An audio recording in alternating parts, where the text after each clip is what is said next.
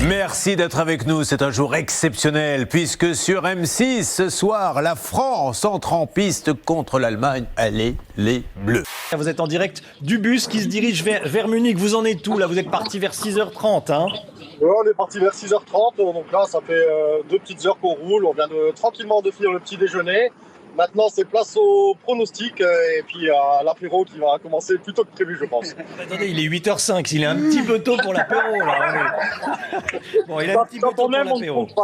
Man riecht und man zieht und man zieht Frankreich.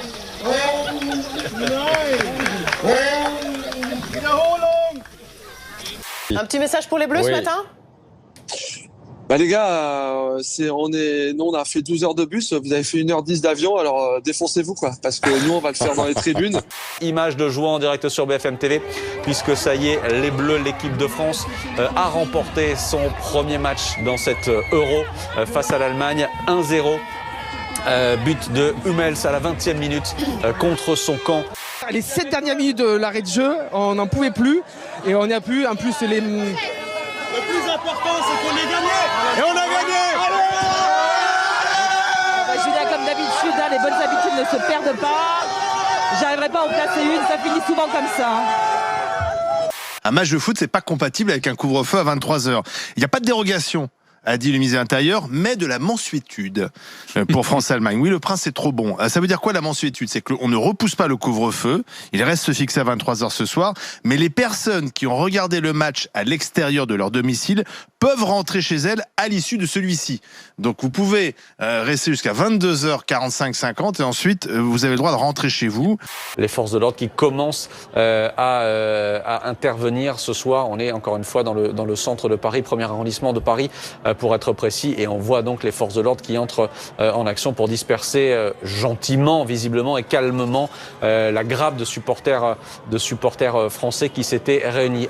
Je vais vous dire honnêtement, je suis ravi de voir ça, parce que ça me rappelle les temps passés, ça nous rappelle la vie d'avant, ça fait plaisir de voir ces gens heureux qui célèbrent dans la vie, tout a l'air de très bien se passer dans une grande bienveillance. Et puis de l'autre côté, il y a évidemment ce contexte de crise sanitaire, cette responsabilité à laquelle nous sommes tous appelés, et force est de le dire également, ces gens sont contrevenants ce soir malgré la mansuétude. Est-ce qu'on peut être un homme, un vrai, un velu et ne pas s'intéresser au foot?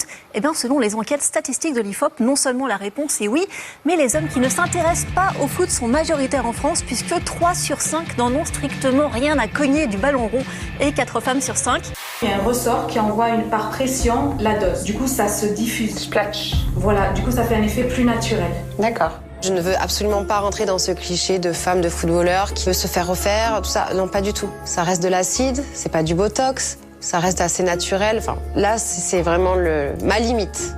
Un quart des femmes hétéros et un tiers des hommes gays regardent plus le physique des joueurs que le ballon. 3% d'entre nous ont déjà pensé à un footballeur professionnel en faisant l'amour, même si l'étude ne précise pas de quel footballeur il s'agissait. Au passage, j'en profite pour rappeler qu'aux États-Unis, le foot, notre foot à l'européenne, est considéré comme un truc de gonzesse. Et maintenant des pompes, en position. Tout le monde maintenant. Plus bas, je me fiche de vos pleurs. Cette technique brutale est utilisée dans l'armée américaine pour casser les soldats et leur apprendre à obéir.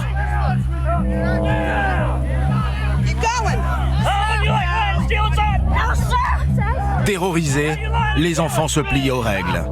J'ai beau être matinale, j'ai mal. Je n'ai qu'une philosophie, être acceptée comme je suis. Malgré tout ce qu'on me dit, je reste toujours point levé. C'est bien ma belle. Bravo, j'adore Diams, par contre, j'adore Diams.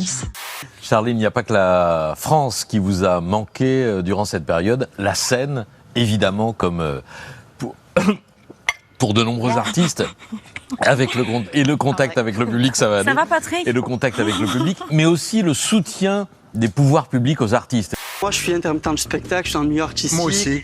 Voilà, je suis stripteaseur et à côté... Moi non. Ah, vous êtes stripteaseur? Voilà. Ah, mais c'est la première fois que je vais passer 1h30, 1h15 avec un stripteaseur, disons, en tête à tête. Ça me fait bizarre. Je me sens bizarre. C'est vrai que vous êtes beau. Wow. Merci. Wow. C'est marrant ça, parce que je pensais que j'étais hétéro, mais en fait...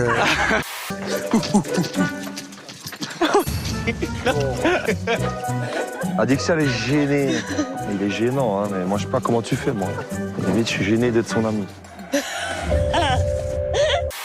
Quand on est naturiste, on ne se juge pas. Le corps nu peut être un corps très beau, on l'admire, et il peut être un corps difforme, et on le respecte.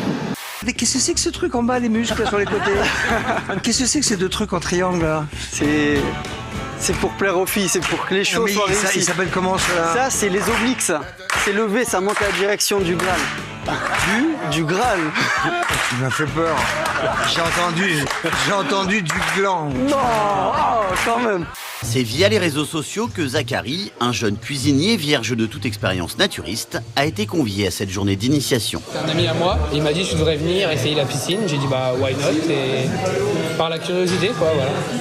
On se demande comment ça va être, si on va bander, si on va pas bander, si on va être gêné de voir d'autres corps, ce genre de choses, ou alors si ça va être cool et on va voir des gens tout nus et puis voilà. Ils sont bien mais franchement, c'est mon prix. Quand il fait ça, c'est tellement gênant. La fight ultime entre la France Insoumise et la République En Marche. Regardez, ils sont en train de se régler sec.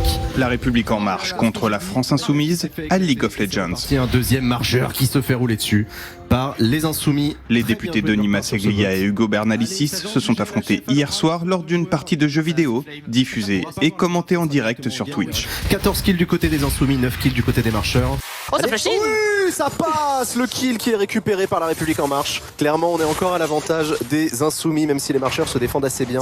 Il y a Paul Chaos sur le chat qui dit LREM vachement moins rouleau compresseur qu'à l'Assemblée. Eh, ça fait moins les malins, hein.